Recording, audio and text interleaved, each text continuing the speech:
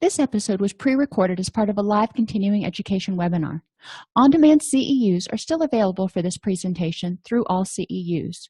Register at allceus.com/counselor toolbox.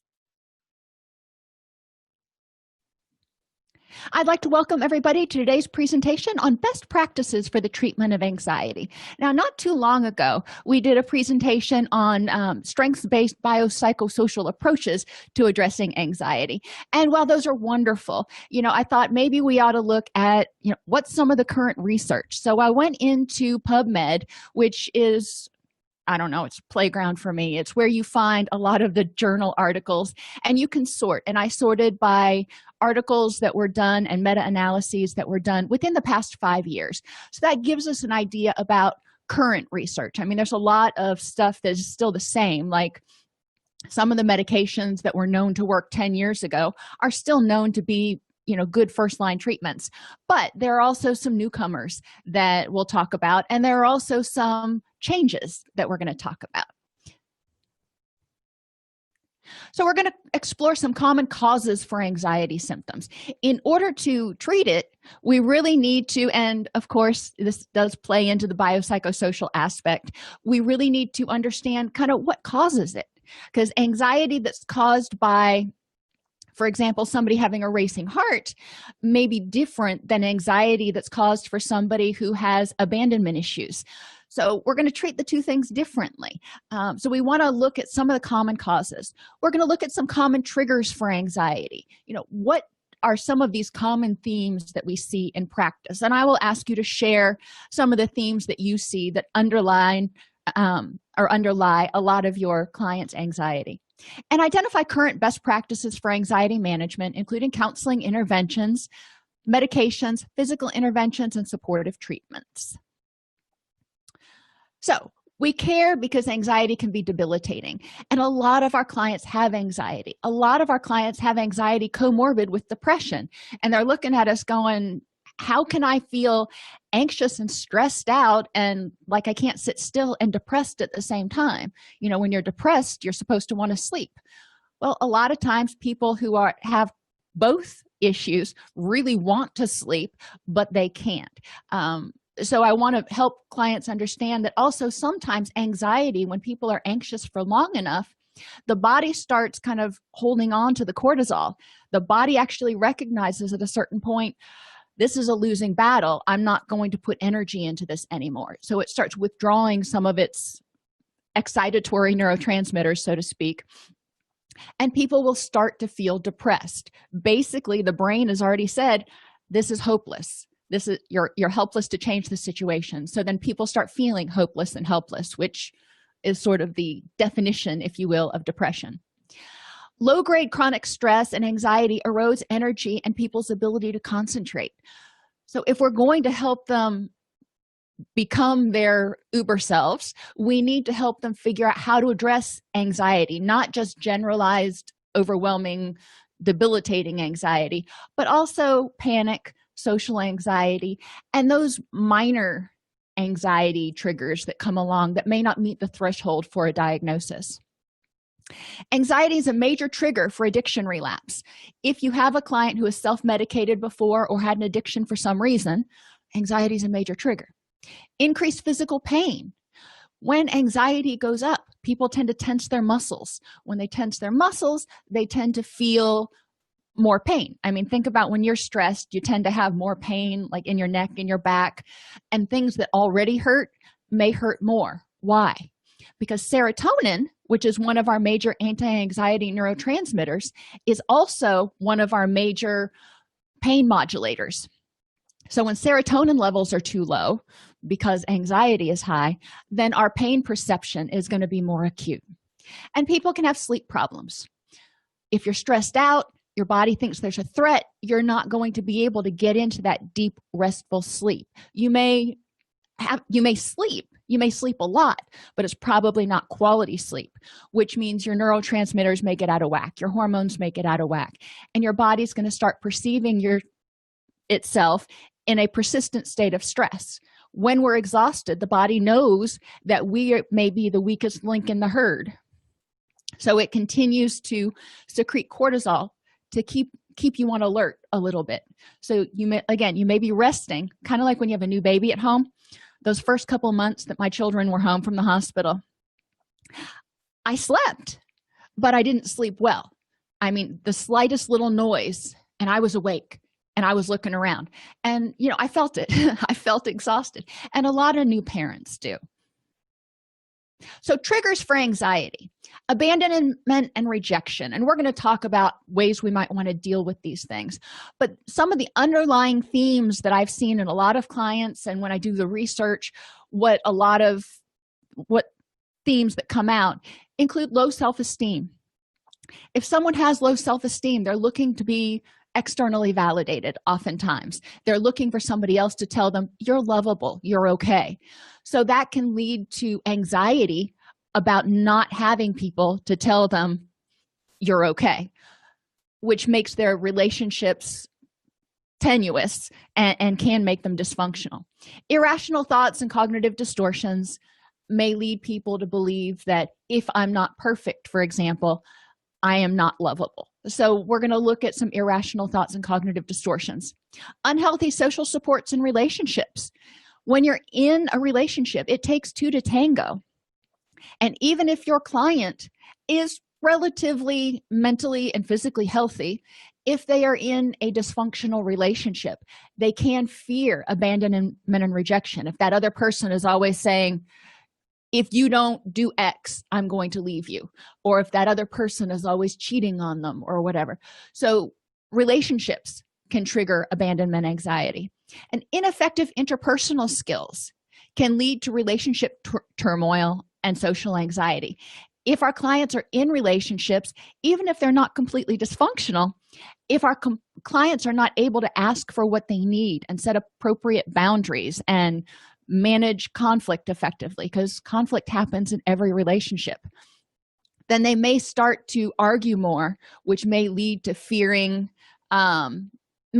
relationships ending in the past and them going, well, every relationship I get into ends, which means I must not be lovable. So they start fearing abandonment and rejection.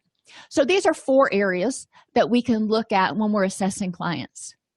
Another issue is the unknown and loss of control. A lot of times negative self-talk and cognitive distortions can contribute to that. If I don't have control of everything, then it's all going to be a disaster. Negative others. When clients hang out, or when people hang out with negative people, it kind of wears on you after a while. You notice that people who tend to be more negative, pessimistic, conspiracy-minded, tend to hang out with people who are also negative, pessimistic, and conspiracy-minded. So if you're hanging out with somebody who tends to be anxious, then the anxiety can be palpable and it can kind of permeate. Physical complaints can lead people to be anxious because they don't know what's causing it. Like I said earlier, sometimes if your heart starts to race, if you don't know what's causing it, you can start thinking, I'm having a heart attack or I'm going to die. When people have panic attacks, for example, they truly think they're having a heart attack. And I've had them. They are very, very unpleasant experiences.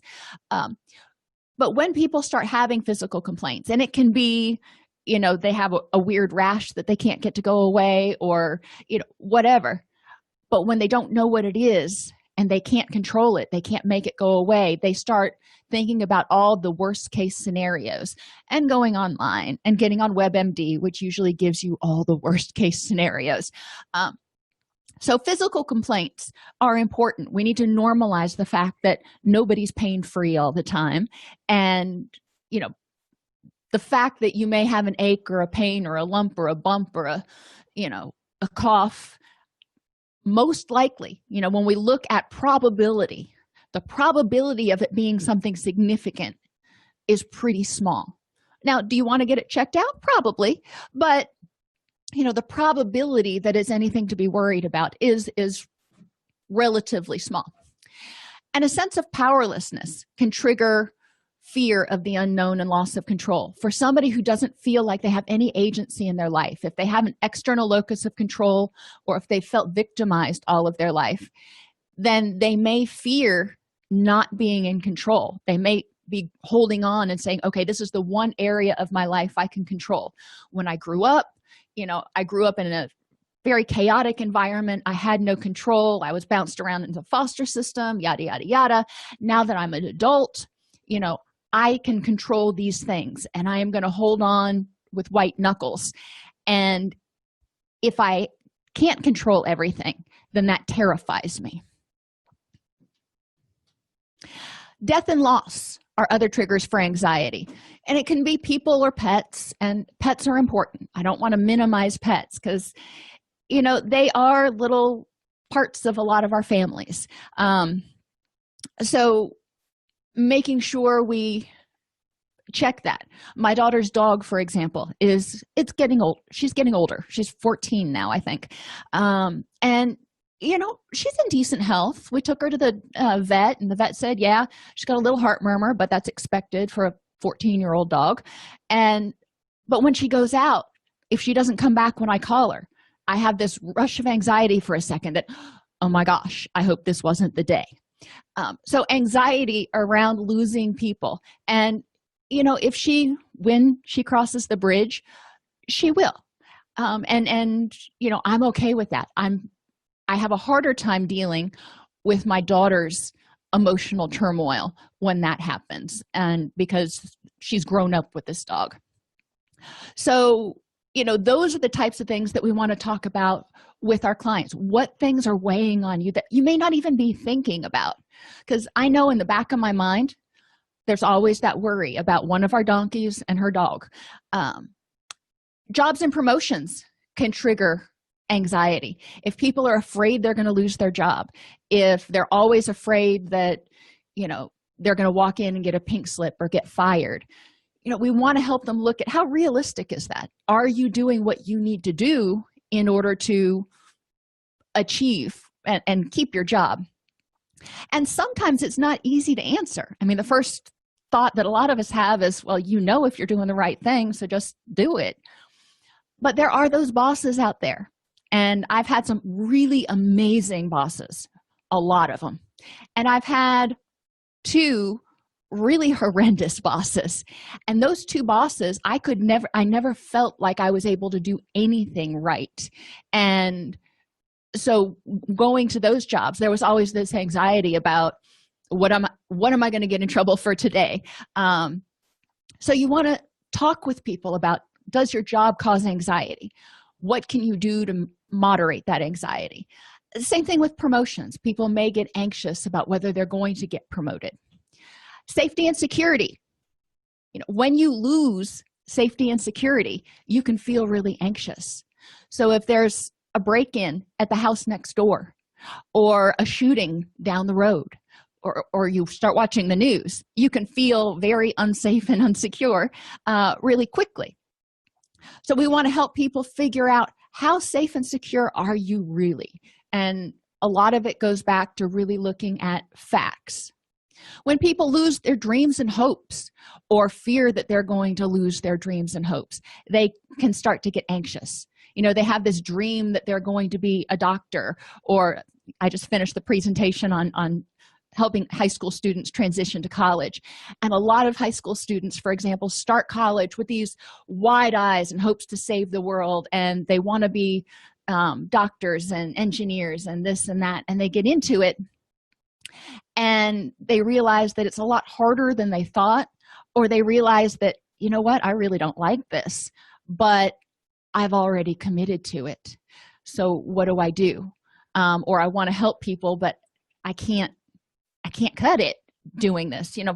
For me, I figured out in my second year that I wasn't going to medical school because I wasn't going to pass calculus. And that caused a lot of anxiety. It was like, okay, what am I going to do now? What career should I choose?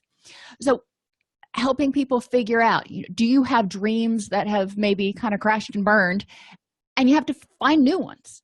Okay, that one, we got to accept it, figure out that it's not going to be, and what can you do now?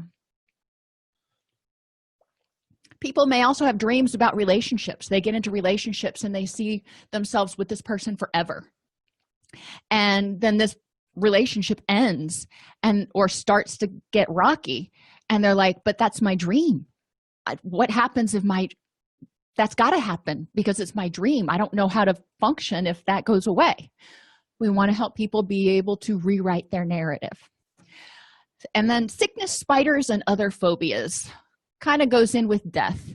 A lot of times when people get sick, they start getting anxious that, oh my gosh, what if this is terminal? Oh my gosh, what if this is incurable? If I get bit by a spider, it's going to kill me, and which is rare. There are very few spiders that are actually that poisonous. Same thing with snakes. Going over bridges, I've shared with y'all, that is one of my irrational fears. I am just terrified that something's going to happen and I'm going to get pushed off the side of the bridge, which is completely irrational. But we need to help people look at those and identify the thoughts that they're telling themselves about those phobias and deal with that anxiety. Failure is another trigger for anxiety, especially in this culture. Our culture, American culture, in large part, puts a high premium on success and perfectionism.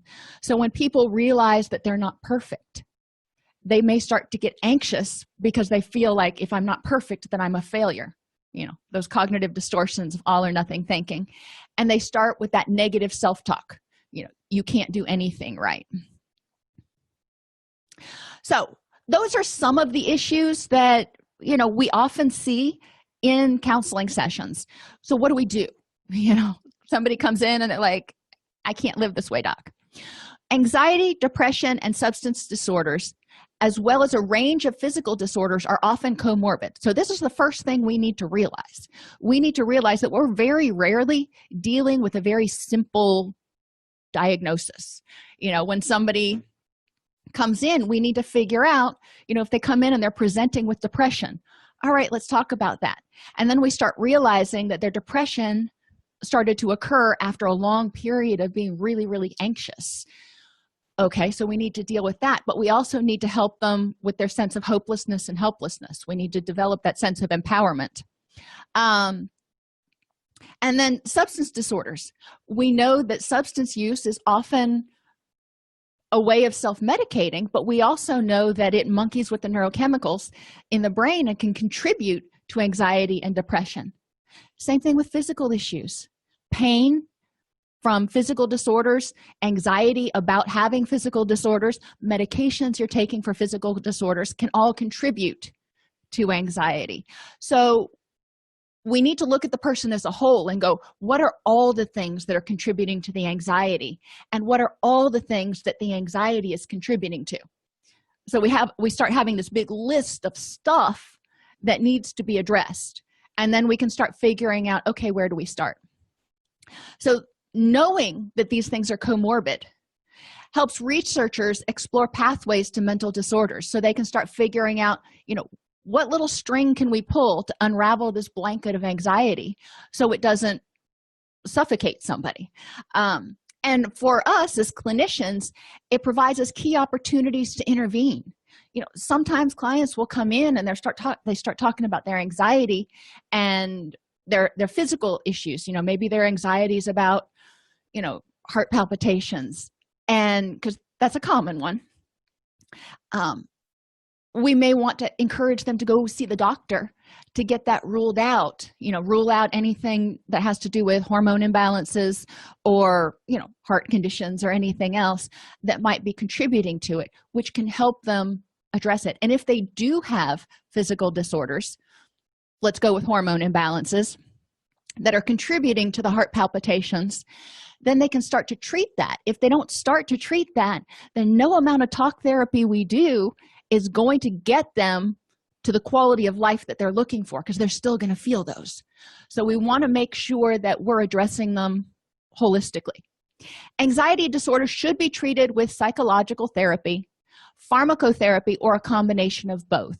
And what they found, and this is no surprise, this is kind of old news, is that counseling plus pharmacotherapy tends to have the best outcomes, but separating the two they have similar outcomes in many cases, but that's just looking at, and I hate to call it simple anxiety, but we're just looking at anxiety symptoms here. We're not looking at full quality of life, and we want to make sure that we're also including any medical issues. Cognitive behavioral therapy is regarded as the psychotherapy with the highest level of evidence.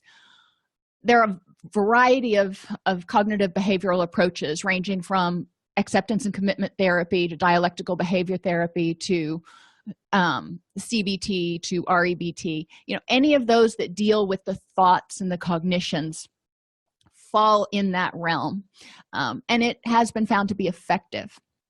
The current conceptualization of the etiology of anxiety disorders includes an interaction of psychosocial factors such as childhood adversity or stressful events and a genetic vulnerability. So the psychosocial factors, and these are other things when we do our assessment, we want to pay attention to, because our approach for treatment is going to be different for people, for example, who have trauma-related brain changes, maybe than for somebody who doesn't. So we want to look at childhood adversity and stressful events that may have caused basically what I tell clients is like rewiring of the brain. There are trauma-related brain changes in soldiers, and especially in children or in people who've been exposed to extreme trauma, that are designed to protect them, but it also can cause complications kind of later on in dealing with anxiety. Coping skills that were learned that are ineffective. Sometimes people grow up in a household or an environment or a situation where they don't learn effective coping skills. So we need to kind of help them unlearn those and learn new ones, build on their strengths. And trauma issues that may still need to be dealt with, such as domestic violence. If they grew up around a lot of domestic violence, they may think, I'm out of that situation, it's over, I don't want to think about it, it's not bothering me anymore. Or a parental absence, and I put absence because it can be death, it can be a parent that just packed up and left, it could be a child that got put up for adoption. Whatever put the child in a position of feeling like they were rejected by a parent can be very traumatic. And bullying, among other things. But there are a lot of trauma issues that people, once they're out of that situation, often say, I'm out of it, it's not a big deal, I dealt with it, let's move on. And they don't realize the full ramifications and how that's contributing to their current anxiety and their current self-talk and cognitions. Current stressors. If somebody has a lot of current stressors, that's also going to impact whether they develop generalized anxiety. We're kind of stacking the deck here. And the current availability of social support. If they don't have effective current social support, then they're going to have difficulty bearing the weight of everything on their own shoulders. So we want to look at all these psychosocial factors when we do our assessment. Now, going back to trauma issues, if you've taken the trauma courses at all CEUs, you know that some people are not ready to acknowledge that the trauma is still bothering them or work on the trauma, and that's okay. We can educate them that it might be an issue and then let them choose how to address it. But we want to bear in mind the fact that, this could be sort of an underlying force motivating some of the current cognitions. And genetic vulnerability. So you take any 3 people and you put them, or 300 people, and you put them through roughly the same psychosocial situations. They're all probably going to react a little bit differently based on their prior experiences, but also because of their genetic makeup. There are certain permutations, and they found 4, we'll talk about later, that make the brain more or less responsive to stress and more or less responsive to serotonin, which is your calming chemical. So brains that are less responsive to serotonin aren't going to, send out as much or send out serotonin as easily, so people can stay kind of tensed and wired. That's really oversimplified explanation, but that's all you really need for right now. So genetic vulnerability impacts people's susceptibility to the effects and development of dependence on certain substances, which can increase anxiety. When people are detoxing from alcohol, when they're detoxing from benzos, when they're detoxing from opiates, they can feel high levels of anxiety. When they take opiates, some people find that opiates have wonderful anti-anxiety properties. Not that I am advocating for the use of opiates. I'm just, client experiences have shown that that can be true. So some people are going to be more susceptible to the anti-anxiety effects of certain substances, and some people are going to be prone to become dependent on substances where others may not. And that part of that is genetic vulnerability, and they estimate it's about 30% of the predictability of the development of anxiety disorders is genetic. And genetics also impact which medications are effective. If you have genetic makeup A, then SSRIs might be helpful. If you have genetic makeup B, then atypical antipsychotics may be more effective, and SSRIs might not do anything. Which is why a lot of our clients get so frustrated, because there's no way to figure out well, I guess there is now that there's genetic testing out there, but up until then it was harder to figure out which medications to start with. And most physicians, matter of fact, I don't know of a single physician that actually starts out by saying, well, let's do a genetic profile to see what med to start you out with. Most will start out with a SSRI or some other anti-anxiety medication, some sort of a benzo. That's been my experience. So we may want to encourage clients to consider genetic testing if they're having difficulty finding a medication regime that works for them and they are feeling like they have to have medication. Genetic vulnerability also affects what's going to make somebody more vulnerable. Now, of all of you in class today, thinking about sleep, sleep may not be a big deal for some of you. I know people who can go days or weeks with 4 or 5 hours of sleep and they feel fine. It's not a big deal. Not me. I need 8 or 9 hours of sleep. So genetically, for whatever reason, I am programmed to need a lot of sleep. So when I don't get that much sleep, it tends to be harder for me to deal with life on life's terms. And I know that makes me more vulnerable to being irritable. So genetic vulnerability affects who can become addicted, affects what medications work best, and affects what situations are going to tend to make somebody more vulnerable to anxiety. So our medications, and I know the type on here is small, but we're going to go through it. The first line drugs are the SSRIs, selective serotonin reuptake inhibitors, and the SNRIs, selective norepinephrine reuptake inhibitors. Now, the names are a little bit deceptive because selective norepinephrine reuptake inhibitors also increase available serotonin, but the mechanism of action is different.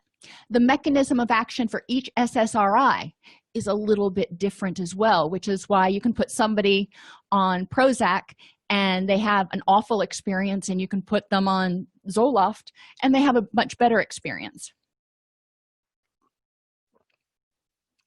Now, like I said earlier, a lot of the research pre-5 years ago had been done on medications, and Zoloft, Paxil, Luvox, Lexapro, Celexa, and their generics have all been found to be effective at treating anxiety in certain people. No one medication works for everybody. In the last 5 years, Effexor has come on the radar, and it has been found effective according to the Hamilton Rating Scale for Anxiety. So that's another one to consider if clients are not successful or getting the treatment effect that they need for on some of the other medications. Obviously, none of us probably are prescribers, but we do need to educate clients about why the first drug or even the third drug that the doc tries may not work, so they don't start feeling helpless and hopeless. Like I said earlier, there are at least 4 different genetic variations which are correlated with the development of generalized anxiety disorder, and different medications are more or less effective depending on the genetic makeup of the person. There's a high mortality rate. Moving on to benzos, the recommendation has actually switched to really back off from the use of benzos. Now, for some doctors will prescribe an SSRI, and for the first 4 weeks while the SSRI is building up in the system, they will also prescribe a benzo to be taken as needed in order to moderate the anxiety. And you could argue either side of that. If somebody has a history of substance use or substance dependence, benzos are really a bad idea because they do have a high rate of dependence. But the other reasons that they are now cautioning against the use of benzodiazepines is that there's a higher mortality rate among benzo users compared with non-users. There's an increased risk for dependence with use for more than 6 months. Now, that's a long time to be using benzos. And when we're talking about dependence and 6 months, we're talking about somebody who uses it like every 4 hours or every 8 hours, depending on your benzo, every single day, not a PRN user. If somebody's using it at night to help them go to sleep, or 3 or 4 times a week when the anxiety gets really high, the risk of dependence is relatively low. But a lot of people with anxiety, because if they find the right benzo, it makes them feel so much better, they may not want to be off of it. And for a lot of people, when that benzo reaches its half-life and starts getting out of the system even more, their anxiety spikes. They have rebound anxiety, which they want to medicate with more benzos. That's going to be an issue for them to discuss with their doctor. There's also an increased risk of dementia identified in long-term benzodiazepine users. Again, this is for the people who use, throughout the day, every day for 6 months, or relatively every day for 6 months or more. And it doesn't matter if it's, we're talking about somebody who's 65 or somebody who's 35 who's been using benzos for 6 months, a year, 2 years. The risk of later life dementia is greatly increased according to the research. Benzodiazepines also don't treat depression. Okay, so if you've got somebody who has concurrent anxiety and depression, there's a much higher suicide risk if they're on benzodiazepines. So being aware, and generally that suicide risk comes from overdosing on the benzodiazepines, but not always. Other treatment options, if the benzos aren't something that people want to touch, they scare the living daylights out of me, and SSRIs and SNRIs don't seem to be working, then tricyclic antidepressants can be tried. Those are your older generation antidepressants. Seroquel is used a lot, and there's some research that shows it can be really effective with anxiety. Like some of the antidepressants, and depending on the person, the benzos, Seroquel can make people very, very, very sleepy. So it may not, the side effects of the Seroquel, the weight gain and the fatigue and sleepiness, may be unacceptable side effects for some clients. And buspirone is the third option. Buspirone works more like an selective serotonin reuptake inhibitor in that it takes 4 weeks or so to kind of build up in the system. Studies have shown that there's really no long-term benefit to taking it, but 6 months to 18 months of use, it has been shown to be effective. In talking with clients, a lot of clients report that Buspar, when they take it, it doesn't necessarily help them stop being anxious like a benzodiazepine does, but it helps them not go from 0 to 200 in 2.3 seconds. It kind of keeps them from having this gush of a freak out reaction every time something goes wrong. which a lot of clients report helps because they feel more stable throughout the day. After remission, medication should be continued for 6 to 12 months. And during that last 6 months, first 6 months, keep it as is. Last 6 months, they say that tapering is best. It's best not to stop somebody cold turkey on any of these. But it's definitely important for people, once they're in remission, to not just suddenly go, okay, I feel better, I don't need any of this anymore. They need to work into it and make sure they've developed the skills and tools that they need in order to deal with some of the anxiety that is going to happen in life. So physical signs and symptoms of anxiety may include fatigue, irritability, muscle tension or muscle aches, trembling, feeling twitchy, being easily startled, trouble sleeping, nausea, diarrhea, irritable bowel syndrome, headaches. So the first thing we want to do with clients when we're talking to them, well, second thing, first thing is say, get a physical. Let's rule out physiological causes of this. But we can also help clients look at, what might be causing these things that you can do to mitigate it. What might be contributing to your fatigue? What might be contributing to your irritability and your muscle tension or your muscle aches? Let's look at ergonomics. Did you recently get a new bed, or do you need to get a new bed? What about your desk chair? I know, I get more muscle tension and muscle achy when I do a lot of mousing because I have deplorable posture. Becoming aware of that helps, and then I'm like, okay, well, I know what caused it. It's unfortunate, it's unpleasant, but it's not a big deal. Trembling or feeling twitchy, that can be caused by low blood sugar. That can be caused by anxiety. That can also be caused by early onset Parkinson's symptoms. It can be worst case scenario, or it can be something really benign. So we want to have people figure out, when you start trembling or feeling twitchy, is there something that it's related to? I know when my son gets really excited, he just sits there and you can see him almost shake because he's so excited about something. So we want to have people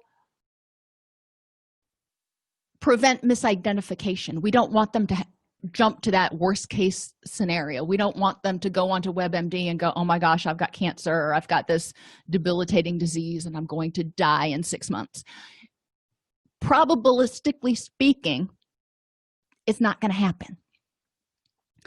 Yes, get a doctor's opinion. I'm certainly not going to tell them it's all in your head. I definitely want them to get an evaluation, but I do want to, in the meantime, help them really think about, how likely is this?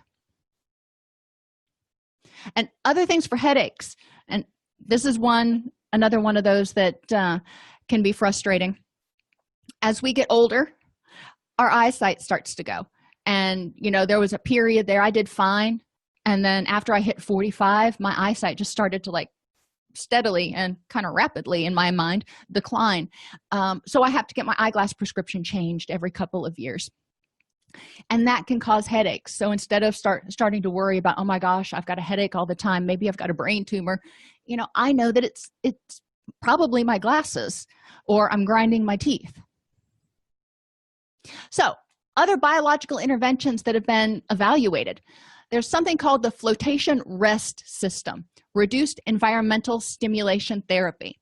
It reduces sensory input into the nervous system through the act of floating supine, which is on your back, in a pool of water saturated with Epsom salt. I'm looking at this going, that sounds really good. And you can't quite get the same experience in a bathtub because you're not floating, you've got pressure points, and you're still hearing stuff. Clients can sort of simulate it with, earplugs or whatever, but if they can access this, it's been shown to be really effective. The float experience is calibrated so that sensory signals from visual, auditory, olfactory, gustatory, thermal, tactile, vestibular, gravitational, and proprioceptive channels are minimized. That means you don't see, hear, taste, touch, smell, feel nothing. As is most movement and speech. So you want people to lay just completely motionless and not talk, which can be hard for some people with anxiety. In the study that I looked at, 50 participants reported significant reductions in stress, muscle tension, pain, depression, and negative affect, and it was accompanied by significant improvement in mood characterized by increases in relaxation, happiness, and well-being. I read the study. I'm like, where can I sign up?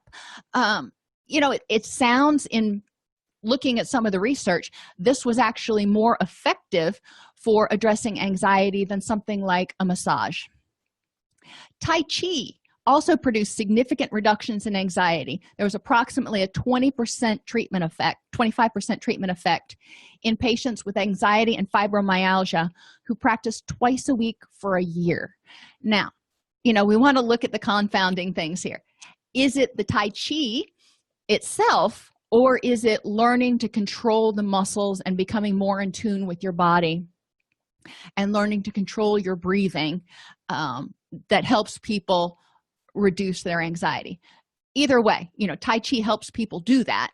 And it was shown that after a year, after the first 6 months, there was a significant treatment effect. But after a year, it kept growing. And after a year, it was about 25%. So Tai Chi can be really effective. And acupuncture at the HT7 meridian can attenuate anxiety-like behavior induced by withdrawal from chronic morphine treatment through the meditation of the GABA A receptor system.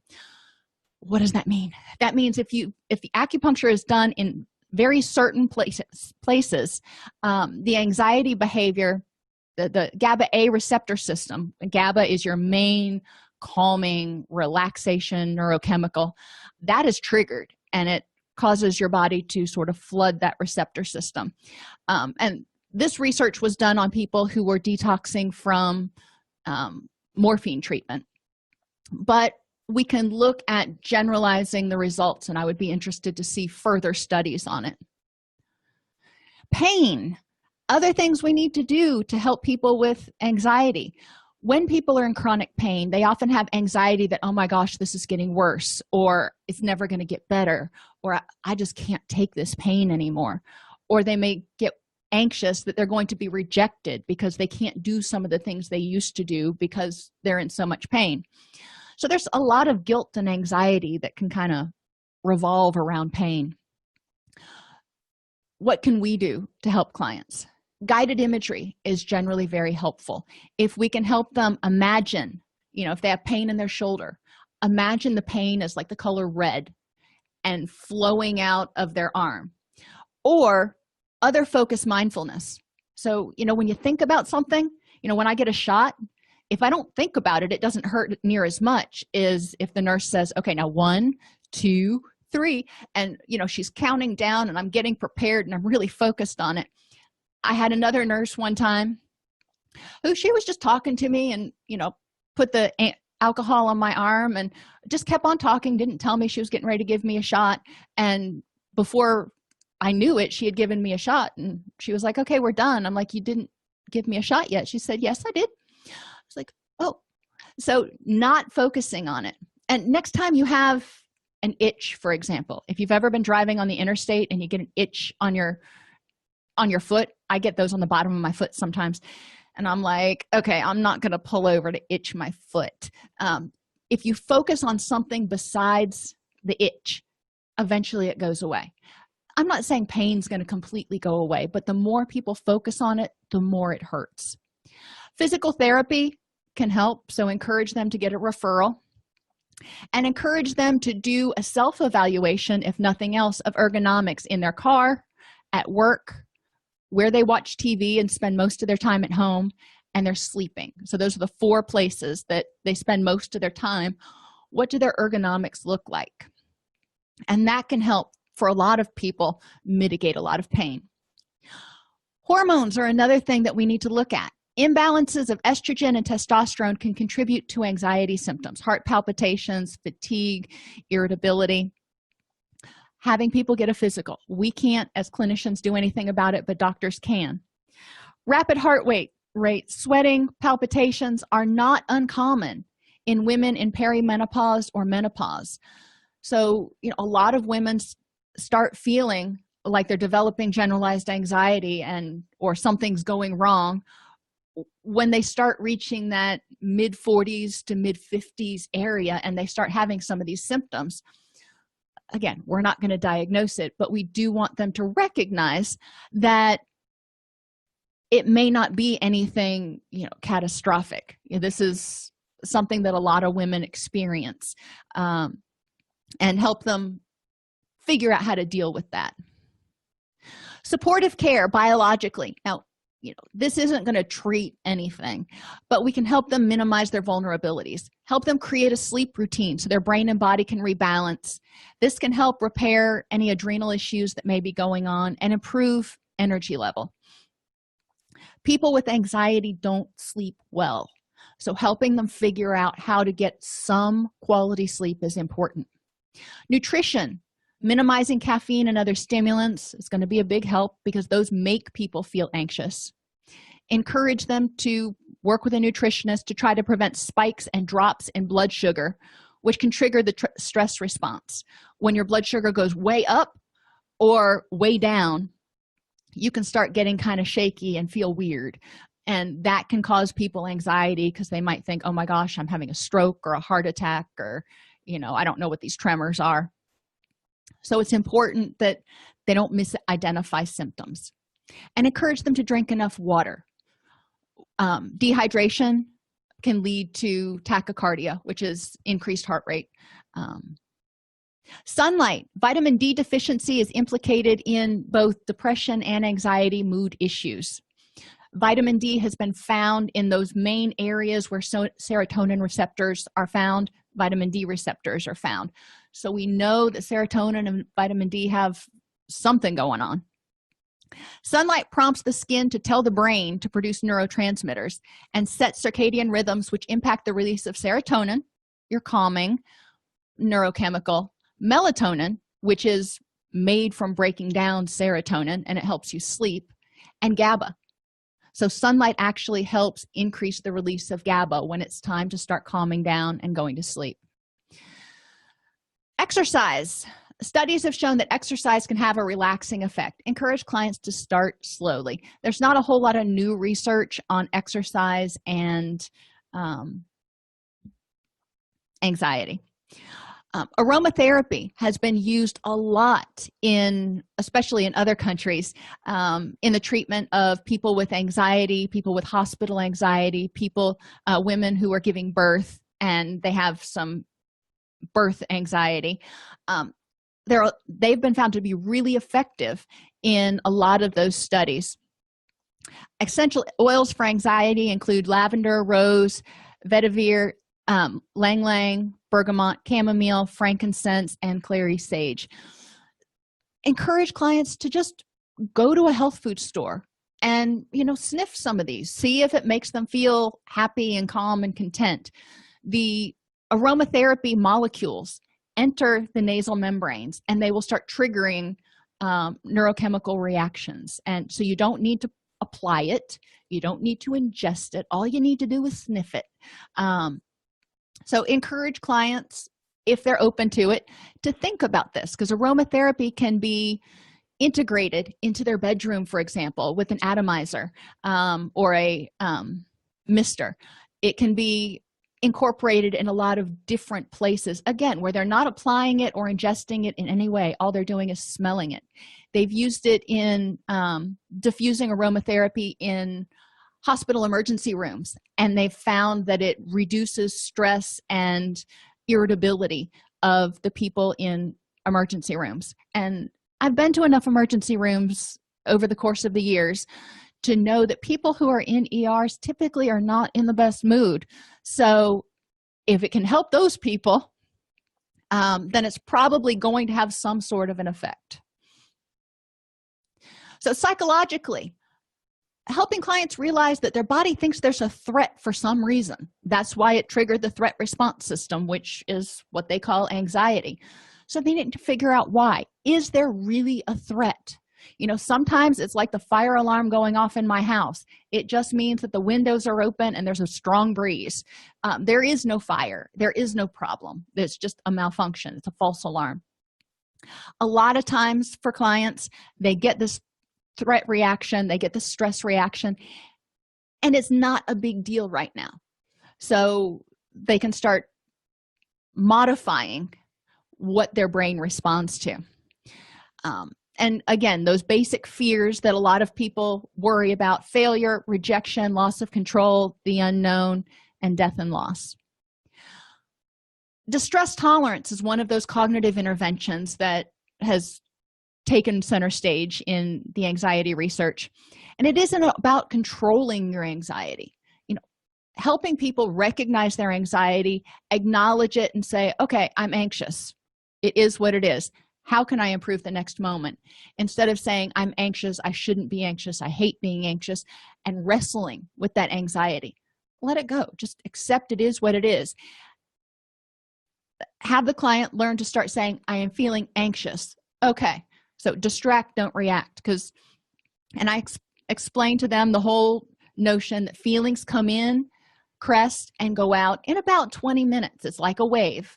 So once they acknowledge their feeling, if they can distract themselves for 20 or 30 minutes, obviously they figured out there's no real threat. If they can distract themselves for 20 or 30 minutes, those emotions can go down, and then they can deal with it in their wise mind.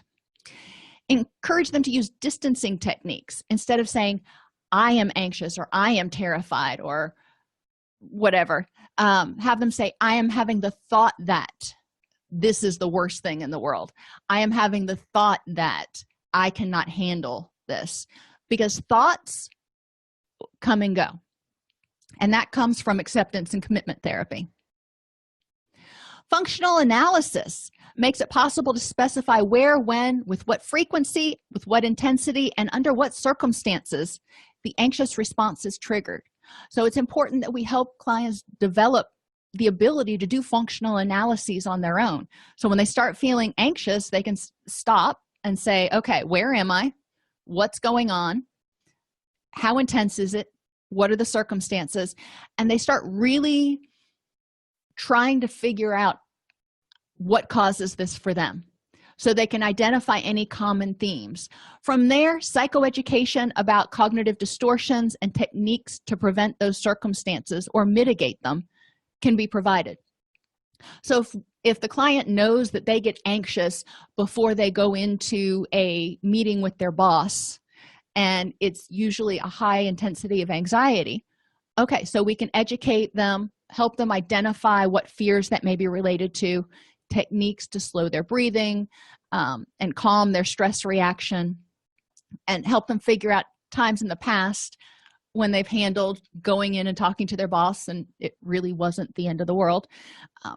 There's lots of different things we can do there for them there.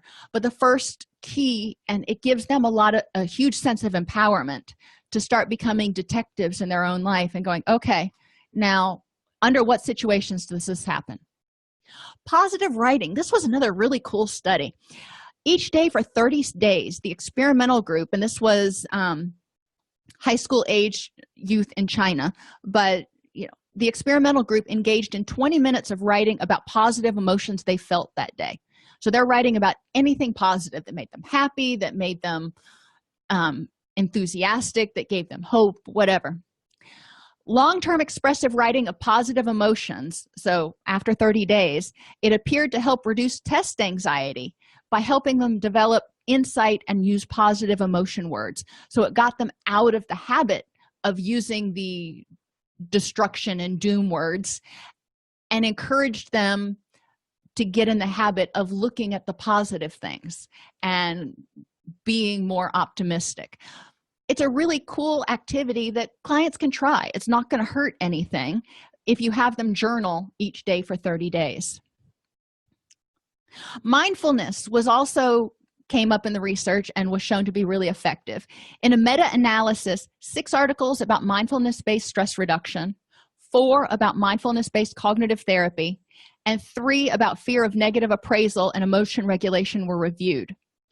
All of these showed that mindfulness was an effective strategy for the treatment of mood and anxiety disorders and is effective in therapy protocols with different structures, including virtual modalities. So, if you're doing it via teleconference, mindfulness can still be helpful. Mindfulness helps people start learning how to observe what's going on and become aware of what's going on, more aware of those circumstances, which will help them complete their functional analysis. But it also helps them become aware of vulnerabilities and head off things at the pass. And if they're taking better care of themselves, if they're living more mindfully, then they may not experience as many situations that trigger their anxiety. Mindfulness also encourages clients to learn acceptance, that radical acceptance of it is what it is. I'm not going to fight it. I'm angry right now. I am anxious right now. However I'm feeling right now is how I feel, and that's okay.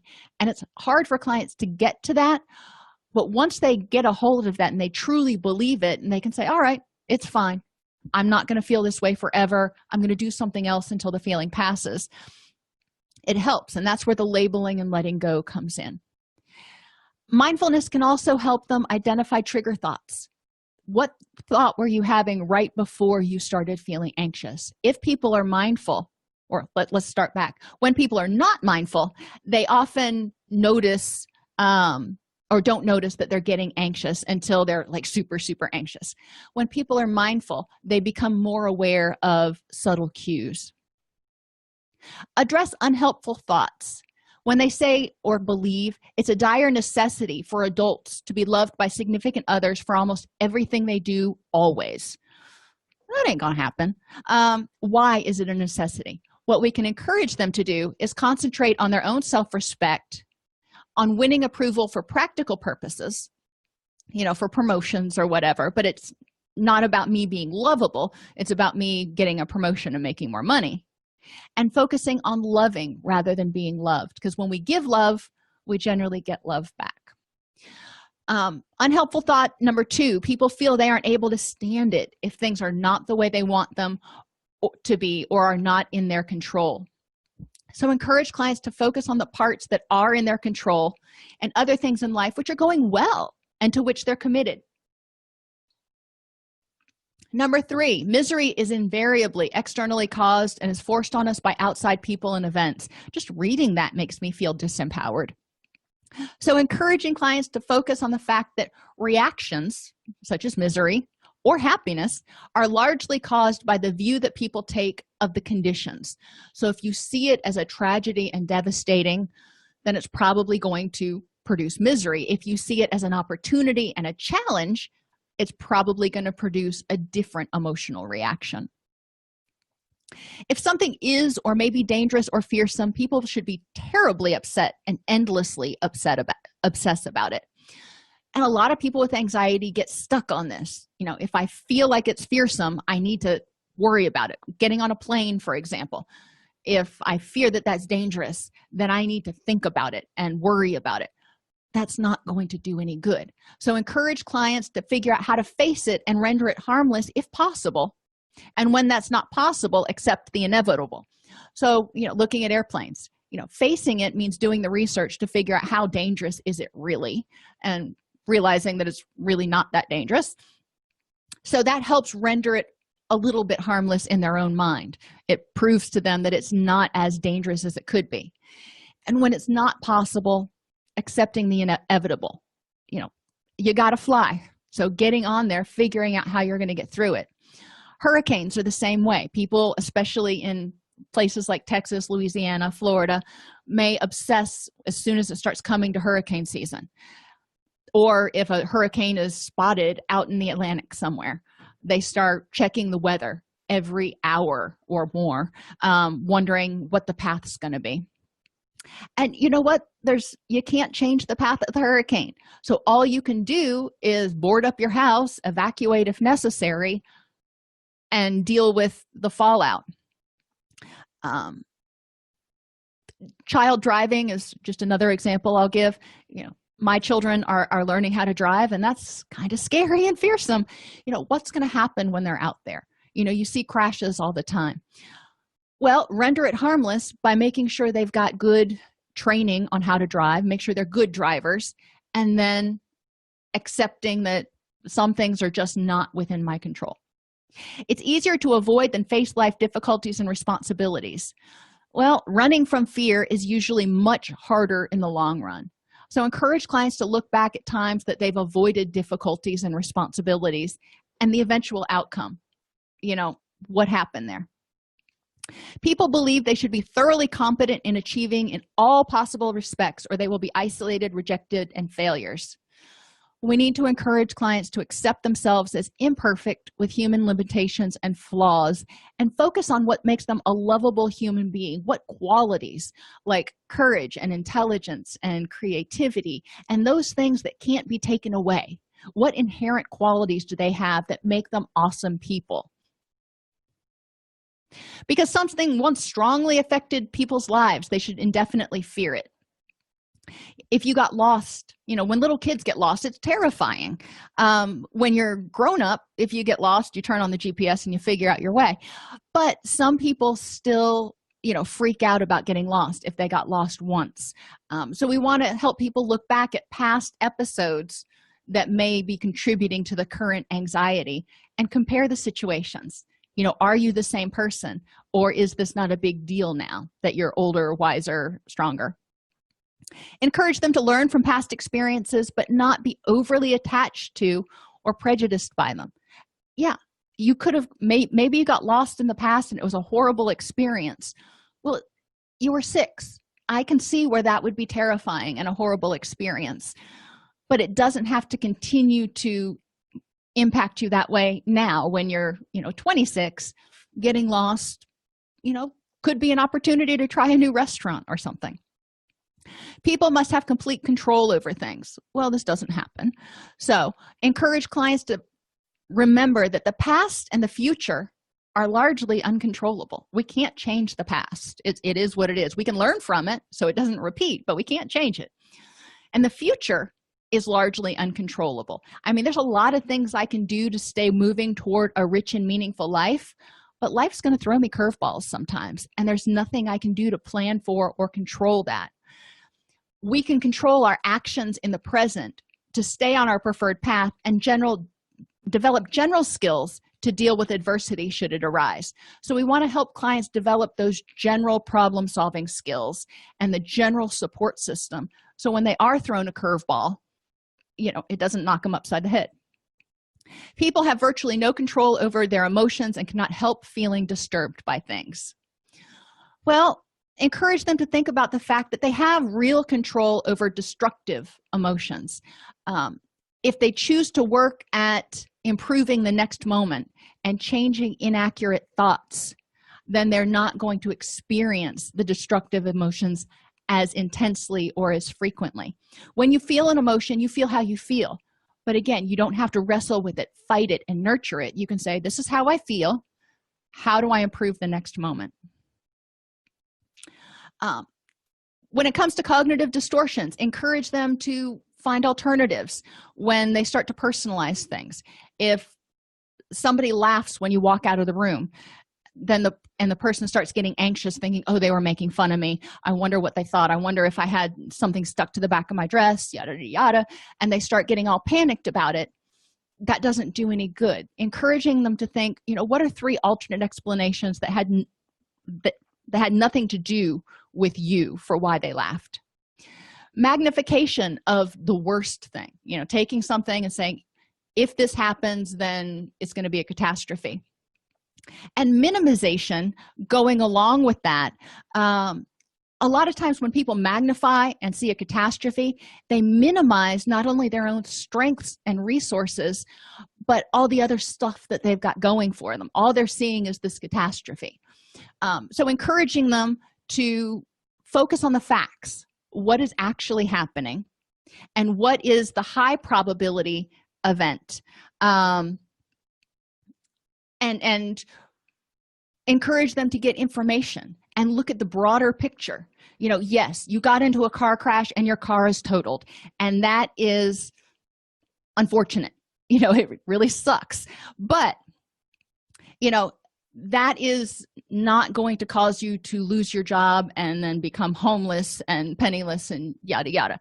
It might cause your insurance to go up, but okay, so you don't have a car, but what are the resources that you have? Who can who do you work with that might be able to give you a ride to work? Let's look at the resources you have and work around. So problem solving helps with magnification. And also focusing on, let's be grateful for what didn't happen. You could have been killed, but you weren't. The car was totaled. It's replaceable.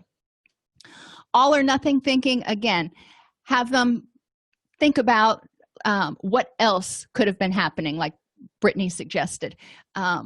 Finding the exceptions. Instead of saying, she always does this, look for exceptions. When has she not done that?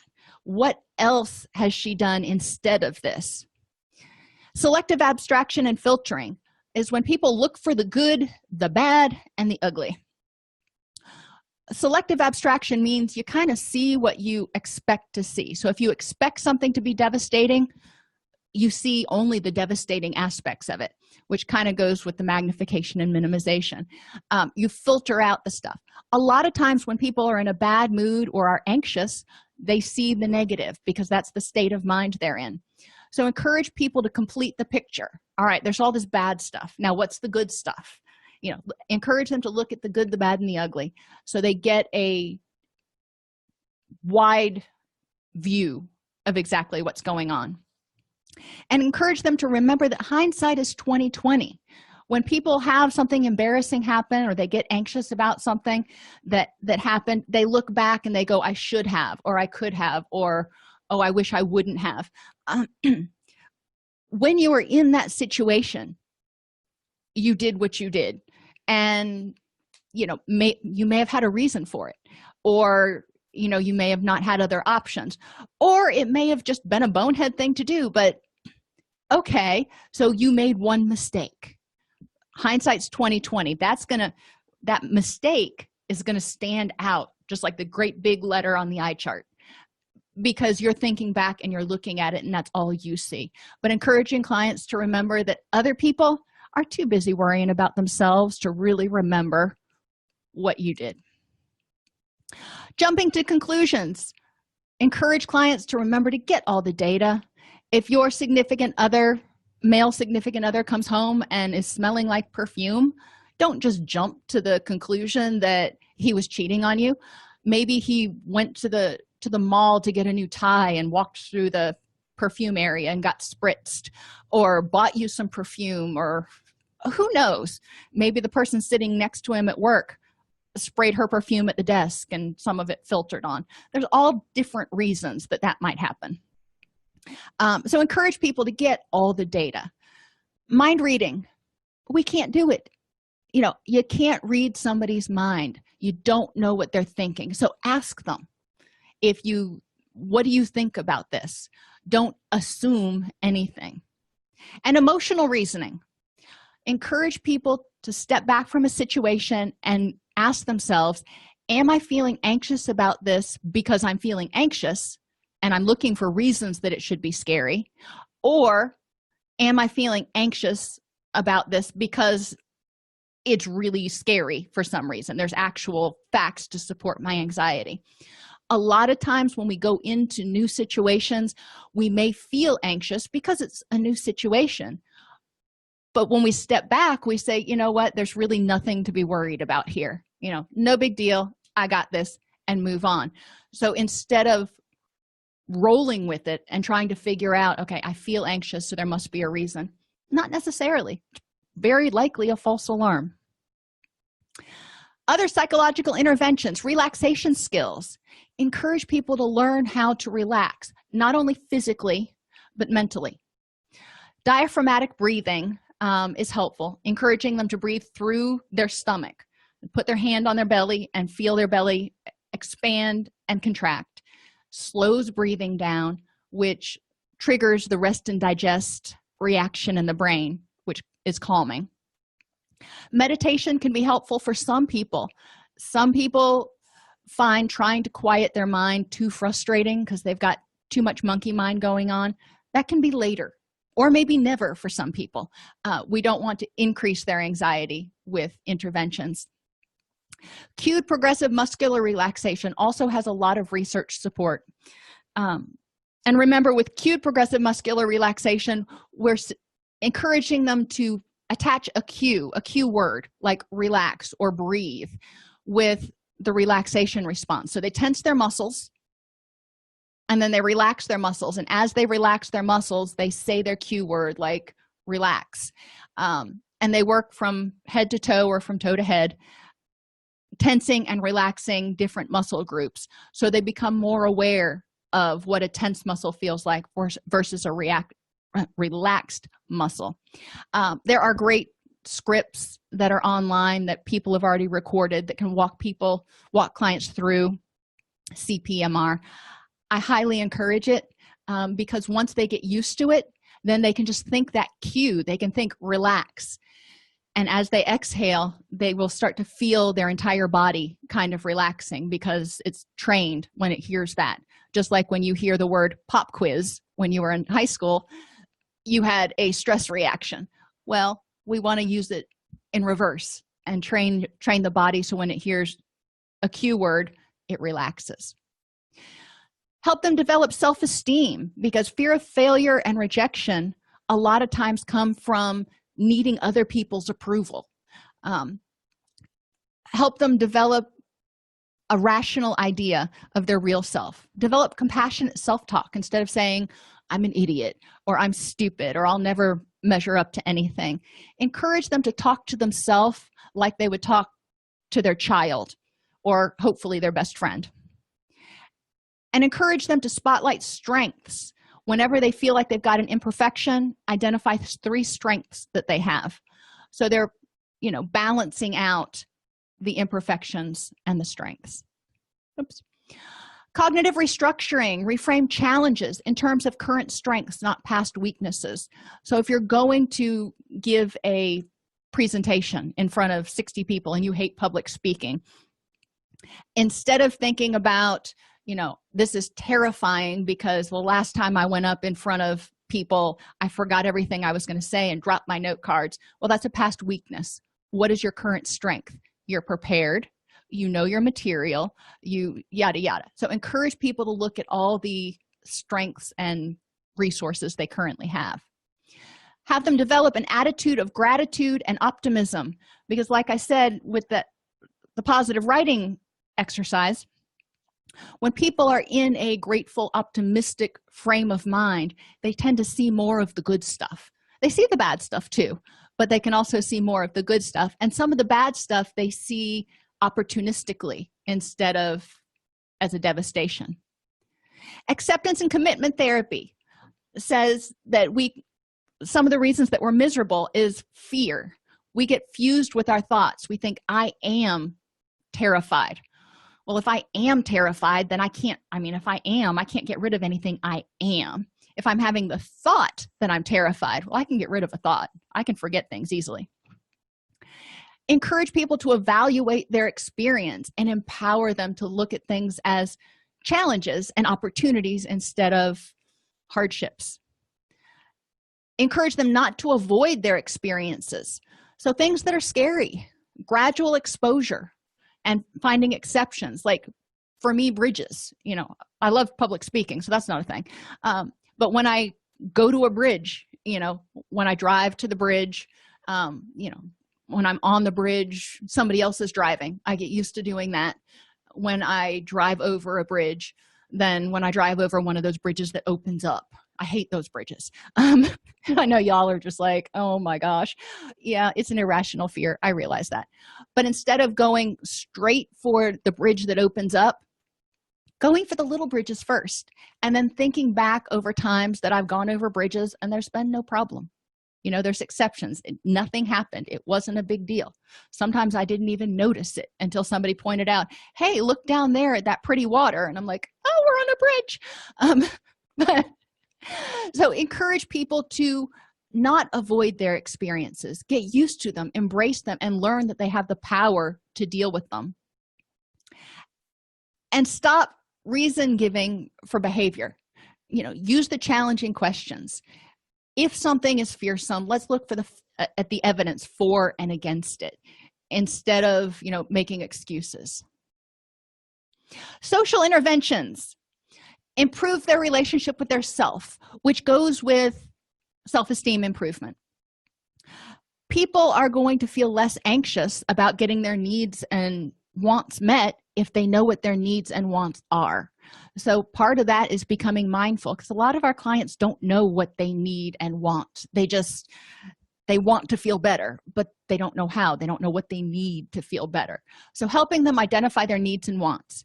Encourage them to be their own best friend. When they get a promotion, take themselves out to dinner, pat themselves on the back.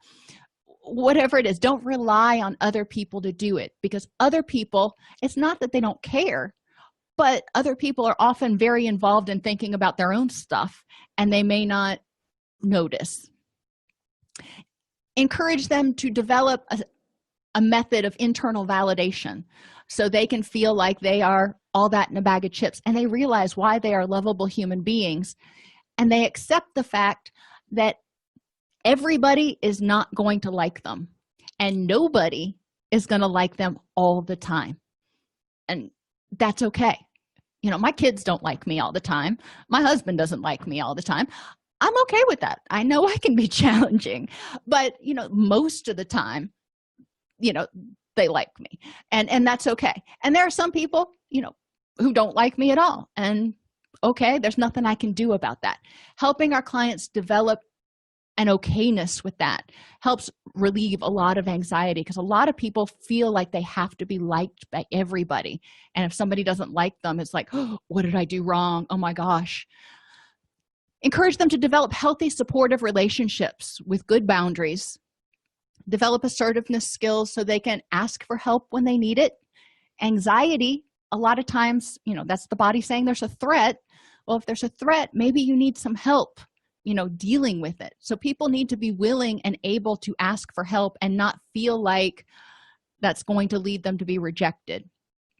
And assertiveness will allow them to say no to requests, again, without feeling like that's going to result in them being fully rejected.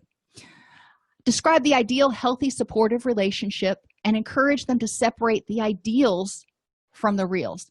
Let's look at, if you had the best relationship, what would it look like? Okay, Ward and June Cleaver, we got that. Now, how realistic is that?